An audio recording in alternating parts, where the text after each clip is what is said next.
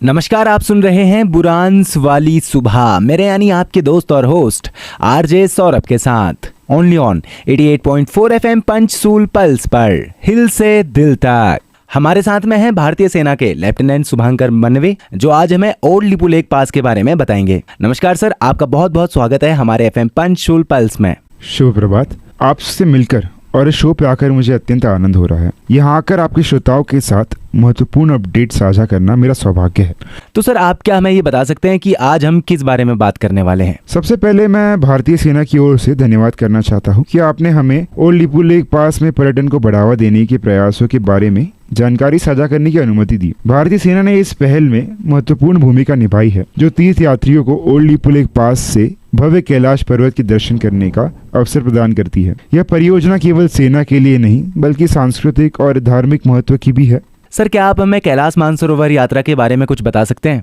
निश्चित रूप से। कैलाश मानसरोवर रोड परियोजना एक महत्वाकांक्षी पहल है जिसका उद्देश्य तिब्बत में कैलाश मानसरोवर क्षेत्र की पहुंच बढ़ाना है। यह परियोजना एक सड़क नेटवर्क स्थापित करने का प्रयास करती है जो तीर्थयात्रियों और पर्यटकों को ओल्ड लिपू लेक पास से भव्य कैलाश के दर्शन करने का अवसर प्रदान करती है। पहले तीर्थ यात्रा केवल पैदल या घोड़े की पीठ पर ही संभव थी, लेकिन इस नई सड़क के निर्माण से यात्रा बहुत आसान हो गई है। इसके अतिरिक्त यह परियोजना दूरस्थ गांवों से बीच संपर्क को बढ़ाना, आर्थिक अवसर लाना, स्थानीय लोगों के जीवन की गुणवत्ता बढ़ाना भी है।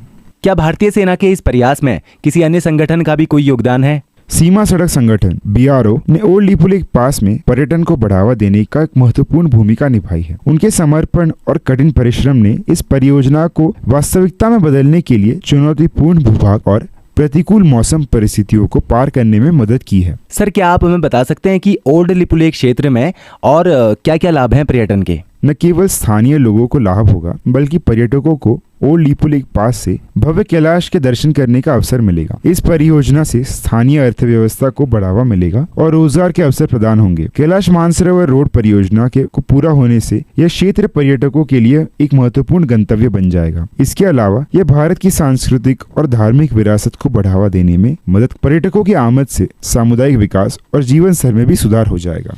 सर, ये बताइए कि गुंजी और उसके आसपास के क्षेत्रों में इसका और क्या प्रभाव पड़ेगा? इन बदलते हालात को देखते हुए गुंजी और आसपास के गांवों के लोग जो सर्दियों के मौसम में धारचूला और पिथौरागढ़ की ओर जाते हैं, अब वे अपने गांव में ही रहना पसंद करेंगे, जिससे रिवर्स माइग्रेशन को भी बढ़ावा मिलेगा और ये क्षेत्र तेजी से विकास करेगा। बेहतर बुनियादी ढांचे और बढ़ती आर्थिक गतिविधियों के साथ यह युवा पीढ़ी को अपनी जड़ों की ओर लौटने में अधिक आकर्षक लग सकता है, जिससे क्षेत्र में समग्र वृद्धि और स्थिरता में योगदान मिलेगा।